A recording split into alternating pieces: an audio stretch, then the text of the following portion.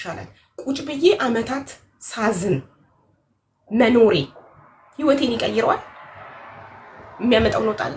ምንም የለም። ያው አዝና ሲንግል ሆና ወይ ልጇ አይወዳት ወይ እሷ ሌላ ልጅ አልወለደች ለልጇ ጭማሪ ወይ እሷ ህይወቷን አላጣጣመች። አንድ ጊዜ በ15 ዓመቷ በተደፈረችው አሁን ልጇ 18 ዓመቱ ነው። 18 ዓመት አረብ ሀገር ላይ መንከራተት።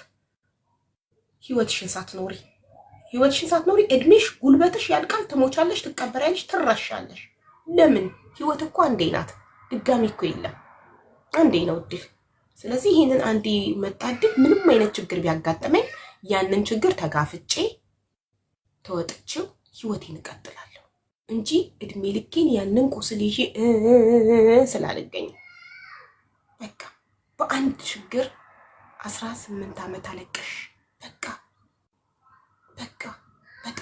በጣም በዛ 18 ዓመት። በቻልነው መጠን ለችግራችን የምናለቅስበትን ጊዜ ማሳጠር ነው ያለብን። ህይወት አጭር ናት። ሳንኖር እንዳንሞት የተፈጠረውን ነገር በህይወታችን ለቅሶን እናሳጥረው። ሀዘን የምንቀመጥበትን ጊዜ እናሳጥረው። በቃ ትንሽ ሀዝነን አልቅሰን አለቀ በቃ እንቅበረውና እንደ አዲስ ህይወታችንን እንጀምር። ካለበለዚያ ህይወት ካለቀሽላት እድሜ ልክ ታስለቅስሻለች። ወይኔ ኔትወርኳ ሄደች። መልቲገዝ ዳዝንት ኤክሲስት ነው የሚለው ሞዴሬተሮች አይደለም ይለቀሏት። ኤኒዌይ ኔትወርኳ ተስተካክሎ ከመጣች ለአንዳችሁ ቁጥሯን ትልካለች ሞዴሬተሮች። አብርሃም ኮመንት ግን አይቼ ወንድሜ እንዳላቋርጣት ነበር ባለ ታሪኳን። እንዴት ነህ? ደህና ነኝ አሁን አመሰግናለሁ።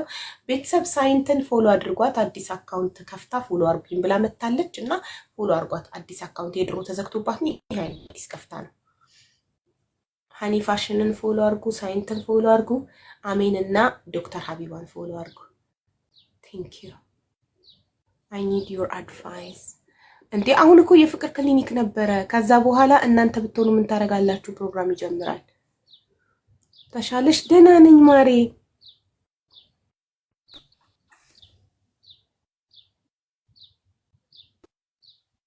ሳዶት ነው የሚለው ሳይንት አይደለም ዶ ነው እንዴ?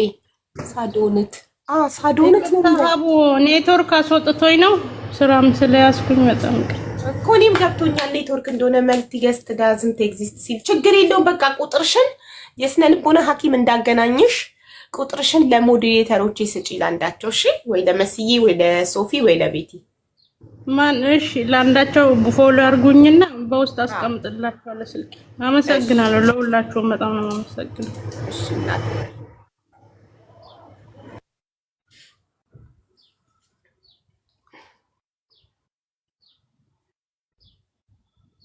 እሺ ፍቅር ጀምሪ። እሺ ሀውዬ እንዴት ነሽ? ሰላም ነሽ? ይሰማል ሀውዬ? አዎ ማሪ ይሰማል። እንዴት ነሽ? ስልክሽ እየጠራ ነው ግን። አዎ ዘጋሁት፣ ይቅርታ በጣም እኔ ትንሽ ችግር ገጥሞኝ ነበረ ሀቡዬ። በጣም ከባድ ነገር ነው። ምን መሰለሽ የሆንኩት? እንዴት ነው ታሪክ መናገር የምችለው? አሰጣጥሬ ልንገርሽ ወይስ? ችግር የለውም እንደተመቸሽ አንቺ ዘርዝረሽን ብትነግሪኝ ምንም ችግር የለም። ለመስፋት ፈቃደኞች ነን። እሺ ሀቡዬ ሄሪዬ ማርቲን ኪሶማች። እሺ ሜምበር እየሆናችሁ ቤተሰብ ሰብስክራይብ አድርጉ። ሜምበር ሁኑ። ሰብስክራይብ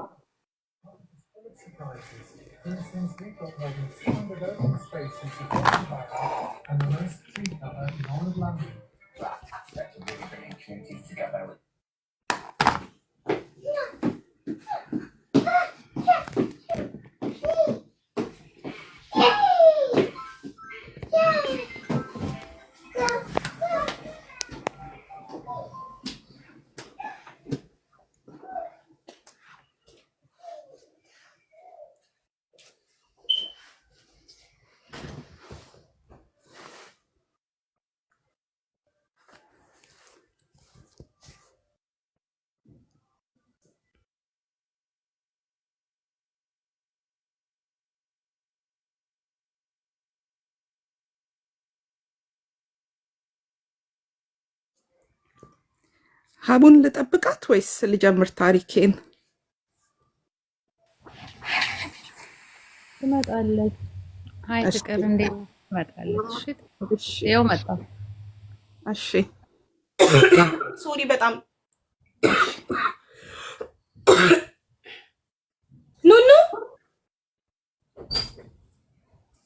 where is she go with Hannah now? Yes. You want to go with them? No. I just asked you to take a picture of me and come I will take a picture of you. አንዴ ፎቶ አንሺኝ ብሎኝ ነው ልጄ ይቅርታ no, you take when I do in the bathroom. Now do this headstand and then I'm going to edit and when you are recipe. okay okay go do it I will come now okay I'm coming Okay. good በጭንቅላቴ ልቆም ነው ክፍሌ አንዴ ፎቶ አንሺ ብሎኝ ነው አንዴ አንስቼው መለሳለሁ እሺ 1 ሰከንድ እንጠብቅሻለን።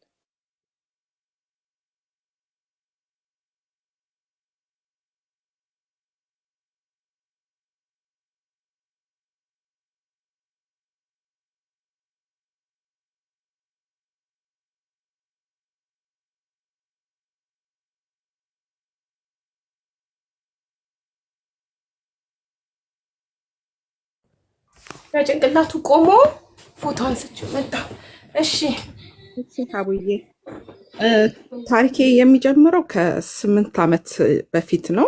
የ12ኛ ክፍል ተማሪ ሆኜ ነው። አጋጣሚ እኔ ብዙ ጊዜ ያው ከአባቴ ብቻውን ያሳደገኝ እናቴ በልጅነቷ ነው የሞተችው እና አባቴ ነው ትምህርት ቤት ከ11ኛ ክፍል አባቴ ነው ከአባቴ ውጪ በጣም የሆነ በቁጥጥር ብቻ ሳይሆን በፍቅርም የተነሳ እሱ ነው ትምህርት ቤት የሚያደርሰኝ እንትን የሚለኝ። ግን 12ኛ ስገባ ትንሽ ነፃነት እንዲሰማኝ ብሎ ብቻዬን መመላለስ ጀመርኩኝ። 12ኛ ክፍል ፈተና ተፈተነ ከጓደኞቼ ጋር ወደ ካፌ እየሄድን አጋጣሚ አንድ ልጅ እናገኛለን። ከዛው ልጁ ይቀርበንና ትንሽ ያወራናል፣ ያጫውተናል። ልጁ ቆንጅዬ ነው፣ በጣም ጨዋታ ይችላል። አጫወተን፣ አወራን። ከዛው ጋበዘን፣ ስልክ ቁጥር ተቀያይረን እሱ ወደ ውጭ ሊመለስ ነበር ሄደ። ውጭ ከሄደ በኋላ ማውራት ጀመርን በቴሌግራም ለ6 ወር ያህል። በጣም በጣም ጨዋታ ይችላል፣ በጣም ጥሩ ልጅ ነው። ከ6 ወር በኋላ ተመልሶ ኢትዮጵያ መጣ። ሲመጣ አገኘኝ። ሲያገኘኝ በደንብ የዛኔ በለጠ ተግባባን፣ በደንብ ተጫወትን፣ ጥሩ ጊዜ አሳለፍን። ለ6 ሳምንት ብቻ ነበር የመጣው። እኔ እንዳልኩሽ ምንም ነገር አላቅም። ከዚህ በፊት የፍቅር ግንኙነት ኖሮኝ የማያቅም፣ ስለ ፍቅርም ምንም የማውቀው ነገር የለኝም። ለመጀመሪያ ጊዜ ፍቅር ስሜት ከሱ ጋር ጀመርኩኝ። በእንደዛም ሁኔታ ከ6 ሳምንት በኋላ ካሳለፍን በኋላ ተመልሶ ሄደ። በሁለተኛው ግን ሲመጣ ለረጅም ጊዜ ነበር የመጣው፣ ለ4 ወር ነበር የመጣው። ለ4 ወር ከመጣ በኋላ ለ4 ወር አብረን ካሳለፍን በኋላ ምን የሚል ጥያቄ ያቀረበልኝ፣ ሪሌሽንሽፓችን ወደ ሁለተኛው ስቴጅ ማለት ላይክ ለትዳርም ይሁን ለምንም ለማሳለፍ የግዴታ ሴክስ ማድረግ አለብን አለ። እኔ ደግሞ በዛ ሰዓት ልጃገረድ ነኝ፣ ፍላጎቱም አልነበረኝም እና እንደሚተወኝ ነገረኝ። ግዴታ ካላደረግን ምንም አማራጭ ስላልነበረኝ እሺ ብዬ ተቀበልኩኝ። ከዛው ልክ በመጀመሪያው ግንኙነት አረገዝኩኝ። ካረገዝኩኝ በኋላ በጣም ደነገጥኩኝ፣ በጣም እንትን አልኩኝ። ግን እሱ በጣም ነው ደስ ያለው። የሚገርምሽ ነገር በጣም ደስ አለው። ለአባቴ ይህንን ነገር እንትን አደረግኩት፣ መናገር ስላለብኝ ነገርኩኝ። አባቴ በጣም አዘነ፣ በጣም አለቀሰ። ግን ምንም ነገር አማራጭ ስለሌለው መቀበል ስላለበት ተቀበለ። እሱም መጣ፣ አባቴን ተዋወቀው። ምንም ነገር እንዳልሆነ ያው መውለድ ባለብኝ ሰዓት ከወለድኩኝ በኋላ ትዳር እንደሚመሰረት ወደ ኢትዮጵያ ሙቭ እንደሚያደርግ ነገረን። ተመልሶ መጣ፣ ሄዶ በእንደዚህ አይነት ሁኔታ እየመጣ እየሄደ ለ4 ዓመት ያህል ምናምን ቆየ። ውጭ ሀገር ስራ እንዳለው ነው፣ ኢትዮጵያም ስራ ጀምሯል። የምናውቀው እንደዛ ነው። አጋጣሚ የጓደኛዬ ወንድም ኢትዮጵያ ይመጣና ያለውን ነገር ስነግረው ትንሽ ግራ ይገባዋል። እንዴት እዛም እዚህም እያለ እንዴት ይኖራል? ብዙ ጊዜ እንደዚህ አይነት ሰዎች ውጭ ሀገር በእርግጠኝነት ሌላ ህይወት አላቸው ማለት ነው ይላል። ከዛው እኔ በፍጹም፣ ምክንያቱም እኔ በጣም ነው ማምነው፣ በማንኛውም ሰዓት ብደውል አገኘዋለሁ። ኢትዮጵያና ባልኩት ሰዓት ይመጣል። ምንም የሚያጠራጥር ነገር የለውም። ግን ለማንኛውም ብዬ ልጁን ማለት የልጄን አባት ጠየቅኩት። ስጠይቀው በፍጹም ብሎ ነው በቃ እንትን ያደረገው፣ ድርቅ ያለው። ከዛው ምንም እንትን የምለውም ነገር አይለም። በመሀል ላይ ሆኜ በቃ ሁኔታዎች የበለጠ እንቅልፍ ነሳኝ። የሆነ ያ ልጅ ካለኝ በኋላ ነገሮችን የሆነ እየተገለጹልኝ መጡ። ማይሆን ነገር ነው በማለት አናገርኩት። ድጋሚ በቃ እርግጠኛ ሆኜ በደንብ ኢንፎርሜሽን እንዳለኝ ያወቅኩት ነገር እንዳለ ሆኜ ነው ያናገርኩት። ስነግረው መጨረሻ ላይ አመነልኝ። አንድ ልጅ እንዳለው ኖ አንድ ልጅ አይደለም ያለክ የሰማሁት 2 ልጅ ነው ያለክ አልኩት። ከዛው አዎ 2 ልጅ አለው ከልጄ እናት ጋር ተለያይተናል፣ ለልጆቼ ስል ግን አንድ ቤት ነው የምንኖረው ብሎ አሳመነኝ። በቃ ከሷ ጋር እንደማይፈልግ ምንም ነገር እንደሌለው እንዳቆሙ ነው እንትን ያለኝ። ምንም አማራጭ ስለሌለኝ ተቀበልኩኝ። ተመልሶ መጣ ኢትዮጵያ። ተመልሶ ሲመጣ በፍጹም ከሷ ጋር ምንም ሌላ አንድ ከሱ የባሰ ሌላ ውሸታም ጓደኛውን ይዞብኝ ነው የመጣው። እሱም አሳመነኝ። እኔ እዛ ጊዜ ብዙ ማቹርድ አይደለውም እድሜን። እንደገና እንዳልኩሽ እህት የለኝ፣ ወንድም የለኝ፣ አክስት የለኝ። ከአባቴ ጋር ብቻ ነው የምኖረው እና ይህንን ነገር ደግሞ ለአባቴ ይሄ ነው ብዬ እንትን ማለት አልችልም፣ መናገር አልችልም። እንደዛ ሆነ። ተቀበልኩት፣ አመንኩት፣ ኮምፕሊትሊ አመንኩት። እውነት ነው ብዬ ተለያይቷል። ለልጆቹ ሲል ነው የሚኖረው። ሚስቱ እንደሌለች፣ ሚስቱ አለች ግን ከእሷ ጋር ምንም ነገር የላቸውም። ያው ልጆቿ 18 እስኪሞላቸው ድረስ ነው ከእሷ ጋር የተቀመጥኩት ነው ያለው። መጨረሻ ላይ እሺ ተባለ። መጣ፣ ቀጠልን ህይወታችንን እና አንድ ቤት መኖር አለብን አለ። ይህንን ሁላ ነገር ሲለኝ በቃ እርግጠኛ ከእሷ ጋር ምንም ነገር ስለሌለው እሷንም አሳውቂያባታለሁ ልጅ እንዳለኝ ጓደኛ እንዳለኝ አለ። አንድ ቤት ነው መኖር ያለብን። ስለዚህ ይሄ ነገር ከመሆኑ በፊት አንድ ልጅ መድገም አለብን የበለጠ ትዳራችንን ለማጥበቅ ብሎ እንደገና አሳመነኝ። ከዛው እሺ ብዬ እንትን አልኩኝ። 2ኛ ልጄን አረገዝኩኝ። በጣም በቃ በጭንቅላቴን የተጫወተው። በጣምም እወደዋለሁ፣ መለያየትም እፈራለሁ። ፍቅር ለመጀመሪያ ጊዜ ነው ህይወቴ ውስጥ እንትን ያለው። 2ኛ ልጄን እንደወለድኩኝ እህቱ አፈላልጋኝ ሰማኔንን ነገር አፈላልጋኝ ትመጣለች ካሉበት ሀገር መታ ታገኘኛለች። ይሄ ነገር እንዴት ነው? ልጁ ትዳሩ እየተናጋ ነው በአንቺ ምክንያት እና ያለውን ነገር እነሱ የሚያውቁት እኔ በቃ በሌላ መንገድ እንደቀረብኩት ለገንዘብ ብዬ ለጥቅም ብዬ እንጂ እኔ ተታልዬ እንደሆነ በፍጹም እንትን አላሉ። እና ከልጅቷ ጋር አብረው ነው የሚኖሩት። ሚስቱ በዚህ ምክንያት ሚስቱ በሽተኛ ካንሰር በሽተኛ ናት ያሉበት ሀገር እና ይሄኛውን ጉድ እንዳለ ተሸክሜ አባቴ ይህንን ነገር ቢሰማ የልብ በሽተኛ ነው አባቴ ይሞትብኛል ተወኝ ስለው እሱ ደግሞ በፍጹም ሊተወኝ አልቻለም። እየተከታተለ ያስፈራራኛል። ልጆችን ፓስፖርት አውጥቶላቸዋል። ልጆችሽን ወስዳቸዋል ይለኛል፣ ቀማሻል ይለኛል። ምን ማድረግ እንዳለብኝ አላቅም። ጓደኛ የለኝም። ከጓደኞቼ ጋር ሁላ አቆራርጦኛል። በቃ ቤት ውስጥ ቁጭ ብዬ እሱን ብቻ ነው የምጠብቀው። የመጨረሻ የስነ ልቦና ጉዳት ደርሶብኛል። በጣም ጭንቀት ላይ ነኝ ያለሁት። ሰው አላገኝ፣ ከሰው ጋር አላወራም እና እርጅኝ። ምንድን ነው ማድረግ ያለብኝ? አባቴን ብነግር አባቴ ይሸሽገኛል። ማድረግ ያለበትን ነገር ሁላ ያደርግልኛል። ግን እሱን ማዋረድ፣ እሱን ማሸማቀቅ ከራሴ በላይ የእሱ ነገር ነው በጣም እያሳሰበኝ ያለው። እንደገና በዚህ ጎን ደግሞ ልጄ ትምህርት ቤት ትልቋ ልጄ ትምህርት ቤት ሄዳ እስክትመጣ በጣም በከፍተኛ በቃ ከትምህርት ቤት መጥቶ የሚወስድብኝ ነው የሚመስለኝ። ፓስፖርታቸው እጄ ላይ የለም። ኤኒታይም ሊወስዳቸው ይችላል። ታውቂዋለሽ የኢትዮጵያን ሕግ።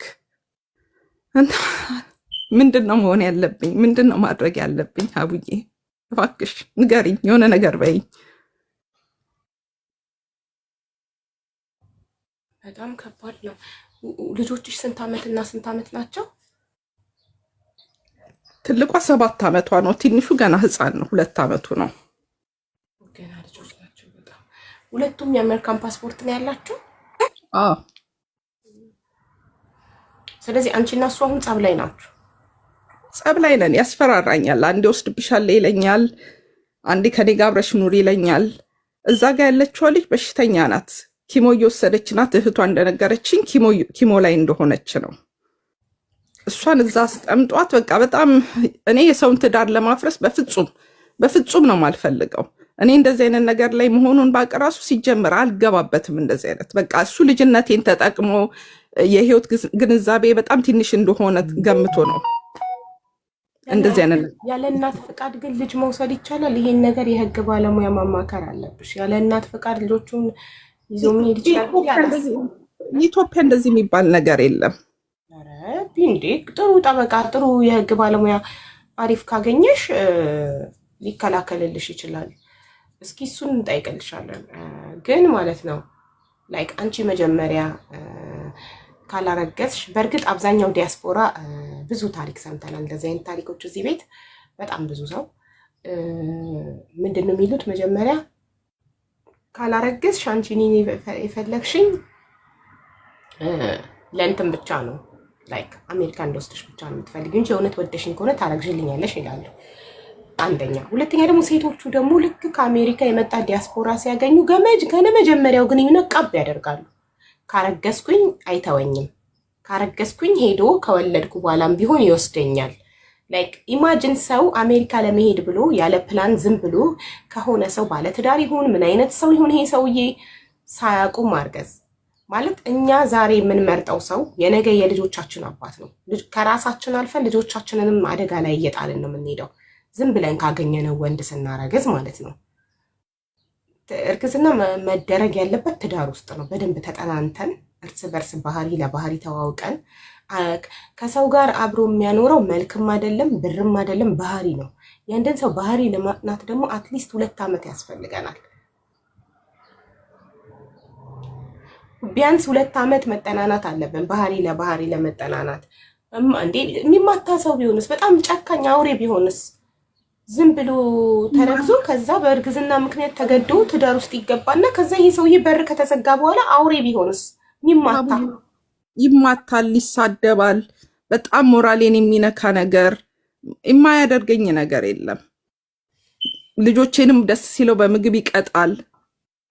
ታዲያ ይሄ እኮ ሜንታሊ እኮ ጤነኛ ሰው አይደለም እኮ ማለት ነው። የገዛ ልጅ በምግብ የሚቀጣ ጤነኛ አይደለም። ያስፈልገዋል። ልጄን 2 ዓመቱንም ልጄ ሳይቀር ይመታል፣ ትልቋን ይመታል፣ እኔን ይመታል። ወደ አባቴ ጋር እንዳልመለስ በቃ የአባቴ ሞራል ነው፣ በቃ የአባቴ ነገር ነው በጣም የሚያስጨንቀኝ። አባቴ ለእኔ የሚያንስ ሰው አይደለም፣ ለእኔም ለልጆቼም የማያንስ ሰው ነው። ግን በቃ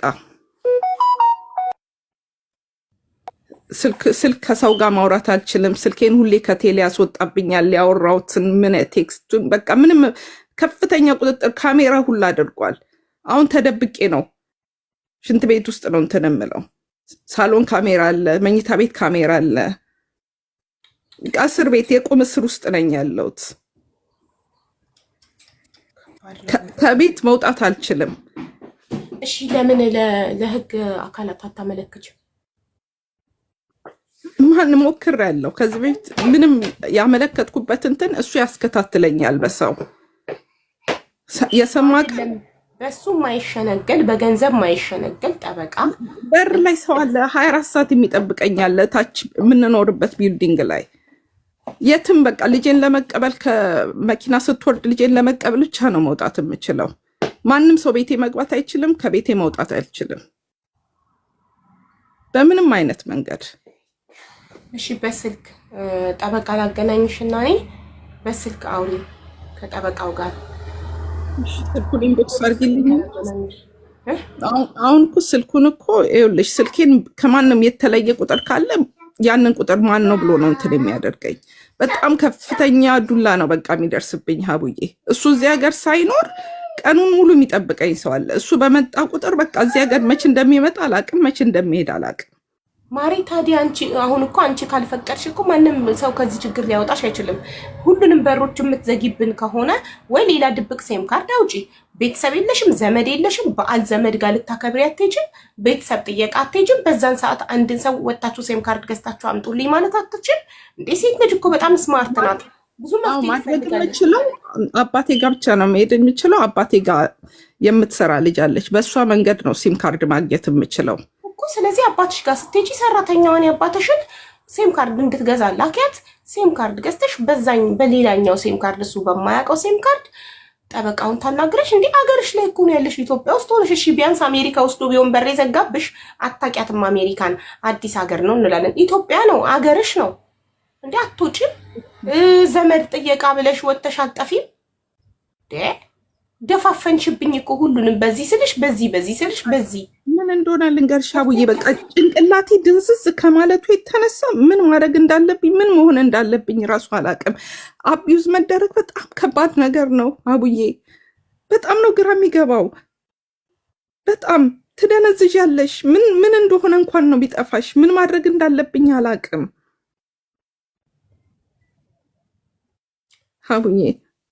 በጣም ያሳዝናል። በእርግጥ ግን እኔ ከአንቺ በላይ ለልጆቹን ያዘንኩትኝ። ምክንያቱም እኛ ሴቶች ግዴለሾች ስንሆን ገንዘብን ብቻ አሜሪካንን ብቻ ስናይ ልጆቻችንን ነው አደጋ ላይ የምንጥለው። አየሽ፣ እኛ ግን ለራሳችን ክብር ቢኖረን ዋጋችንን ብናቅ፣ አንድ ከአሜሪካ የመጣ ዲያስፖራ ካረገዝሽልኝ ብቻ ነው ማገባሽ፣ ለምን በአናቱ አይተከልም? ለምን ገደል አይገባም? ለምን ሳላገባ ቆሜ አልቀርም? አንድ ምስኪን ድሃ ኢትዮጵያ ውስጥ የሚኖር ሰርቶ የሚበላ አግብቼ እኩል ተከባብረን ሁለታችንም ሰርተን ህይወትን አንመራም? ለምን? የኛ እኮ ዋጋችንን አለማወቅ ነው እንደዚህ ልጆቻችንን አደጋ ላይ የምንጥላቸው። እኛ ዋጋችን ሲረክስ ነው። ይሄ ዋጋ መርከስ ይባላል፣ ራስን ማርከስ ይባላል። ይሄ አሜሪካ ለመሄድ ብሎ ማርገዝ ራስን ማርከስ ይባላል። የሆነ ወንድ እንዲቀበለን ብሎ ማርገዝ ራስን ማርከስ ይባላል። እሱ ራሱን በምን ሂሳብ ስላየ ነው አንቺን ካላረገሽ አልፈልግሽም፣ አላገባሽም፣ አስቀድሜ ያስረግሽ የሞክሬ ምናምን ነው ማገባሽ? ሲንቅሽ እኮ ነው እንደዚህ አይነት ጥያቄ ራሱ እኮ የሚጠይቅሽ። እና ዛሬ ላይ እኛ ወጣት ሴቶች እናቶች ኃላፊነት አለብን። ነገ ልጆቻችን እንደዚህ በቁሳቁስ በአሜሪካ በአውሮፓ የሚገዙ እንዳይሆኑ አርገን ዋጋቸውን እንዲያውቁ ራሳቸውን እንዲያከብሩ ራሳቸውን ከምንም በላይ ከገንዘብም ከአሜሪካም ከምንም አይነት ነገር በላይ እንዲያዩ ዋጋቸውን እንዲያውቁት እነሱ ከምንም እንደሚበልጡ እየነገርን ማስተማር አለብን ልጆቻችንን። እኛ እናቶች የምር ያልተሰራባቸው ልጆች ናቸው እንደዚህ በቁሳቁስ እየተገዙ ያሉት። ወንድ ልጅ ሲንቅሽ ነው እንደዚህ የሚልሽ። ወንድ ልጅ ጥቅመኛ መሆንሽን ሲያቅ ቁሳቁስ ፈልገሽ እንደመጣሽ አሜሪካ መሄድ ፈልገሽ አውሮፓ እንዲወስድሽ ፈልገሽ እንደቀረብሹ ሲያቅ ነው ሚንቅሽና እንደዚህ አይነት ጥያቄዎች የሚጠይቅሽ። እና ሴቶች ባካችሁ ክብራችሁን ጠብቁ። ራስሽን ካላከበርሽ ወንድ ልጅ ሊያከብርሽ አይችልም በፍጹም። ለራስሽ ያለሽን ክብር አይቶ ነው የሚያከብርሽ። ለራስሽ ያለሽን ክብር አይቶ ክብርሽን ለመንካት ይፈራል። አንቺ ራስሽን እንደዚህ ያከበርሽ እሱ እንዴት ደፍሮ ክብርሽን ይነካል? አይችልም። ማንም ሰው እኛ ካልፈቀድንለት ዝቅ ካላልንለት አናታችን ላይ አይወጣ።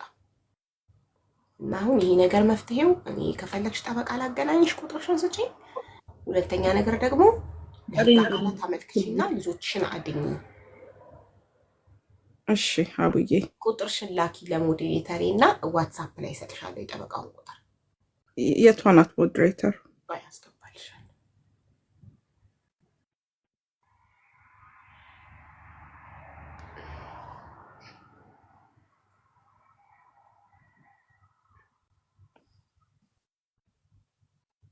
ላይ ያለችው ናት አቡዬ? ቆይ እየተሻለች ነው ገብታለች። ለቤት ላኪላ። እሺ እሺ አቡዬ፣ በጣም ነው ማመሰግንሽ። ምንም አይደለኝ እናት፣ አይዞሽ። እሺ እኔ እናት አባቷ መስማት አለበት። ያ ግን መጀመሪያ በህግ ትሄድበት ጉዳዩን፣ ከዛ አባቷ ይሰማል። መጀመሪያ ህግ የያዘ ጉዳዩን። ጠበቃ አገናኛታለሁ። ስልኳን ትስጠኝና እሺ አቡዬ እጣታለሁ ለሷ። እና ፕሊስ ቤተሰብ ሴቶች ክብር ይኖራችሁ። የእውነት በጣም ያማል ሴት ልጅ እንዲህ ስትናቅ ማየት። እንዲህ የምትናቀው ደግሞ ሴት ልጅ ጥቅመኛ ስትሆን ነው። ጥቅመኛ አትሁኑ። ህይወታችሁን መቀየር ከፈለጋችሁ ሰርታችሁ ተቀየሩ። በወንድ ለመቀየር ወንድ ልጅ የምትቀርቢው ገንዘቡን ፈልገሽ ህይወትሽን እንዲቀይርልሽ ሲሆን እንዲህ ነው የሚንቅሽ። በጣም ያማል ደግሞ መናቅ። በተለይ ሴት ልጅ ፍቅረኛዬ ብላ ከቀረበችው ወንድ ስትናቅ የንቀት አይን ሲያያት በጣም ያማል። እንደዛ እንዳይሆን ራስሽን አክብሪ። ስራ ይኑርሽ፣ ሰርተሽ ራስሽን አስተዳድሪ። ወንዱ ጋር ስትሄጂ ልክ እሱ አንቺ ጋር ሲመጣ ፍቅርን ብቻ ፈልጎ እንደሚመጣው አንቺም ፍቅርን ብቻ ፈልገሽ ነይ።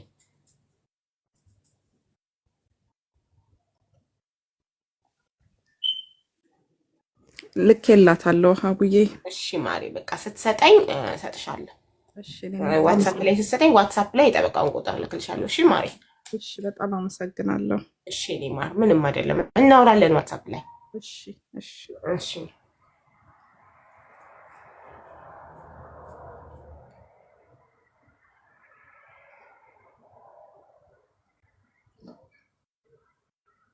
አሁን ላይ ማለት ነው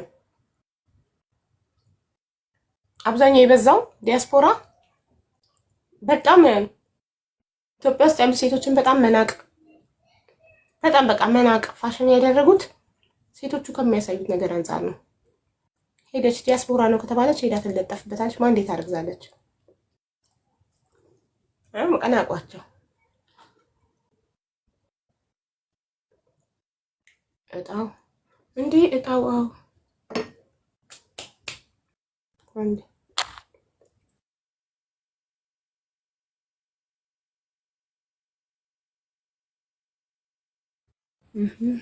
መላ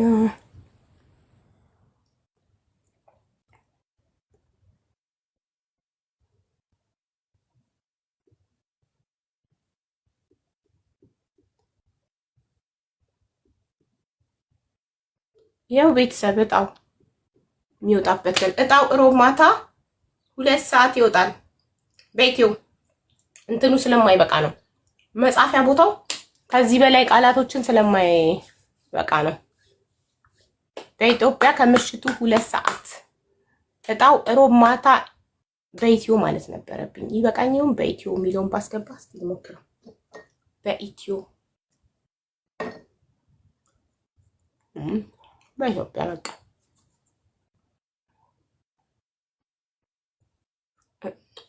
የኢትዮጵያ የዲያስፖራ ባሊቅርና ውሽማ ባገኘው ያው መርከስ ማለት ይሄ ነው። መርከስ ማለት ይሄ ነው።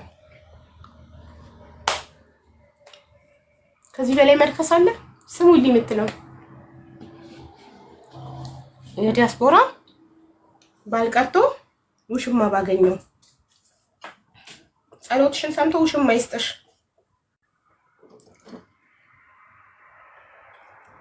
እሺ አፍቃሪ ብላችሁ ጻፉ።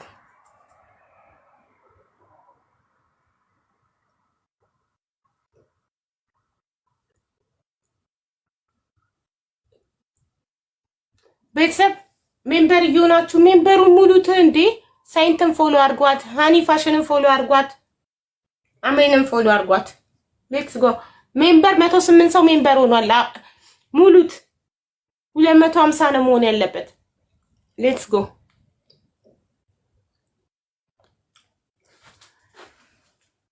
ሞዴሬተሮች አፍቃሪ ያስገቡ። እኔ እስከዛ ሜምበሩን ላስሞላ። ቴንክ ዩ ሰኒ፣ ቴንክ ዩ ቶም።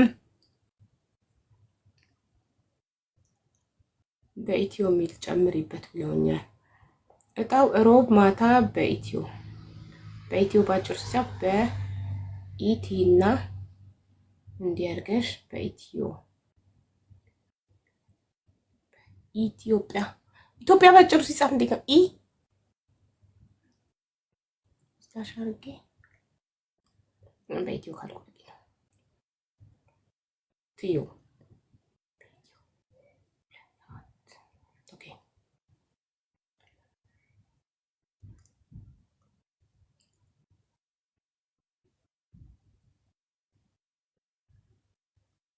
አው ጻፍኩት። ቴንክ ዩ ሶ ማች ማይ ላቭስ። እሺ ቤትዬ ዋትስአፕ ላይ ደርሶኛል ስልኳ የኔ ማር። ቴንክ ዩ እሺ ሀቡዬ አመሰግናለሁ አለው። እሺ አመሰግናለሁ የኔ ማር። እሺ ውዴ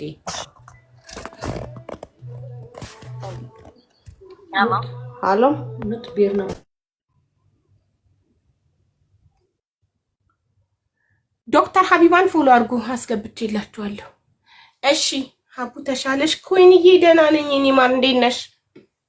ደህና ነኝ። ዛሬ ይኸውልሽ አሪፍ ነኝ። ነቃ ብያለሁ ዛሬ። አይ አም ባክ።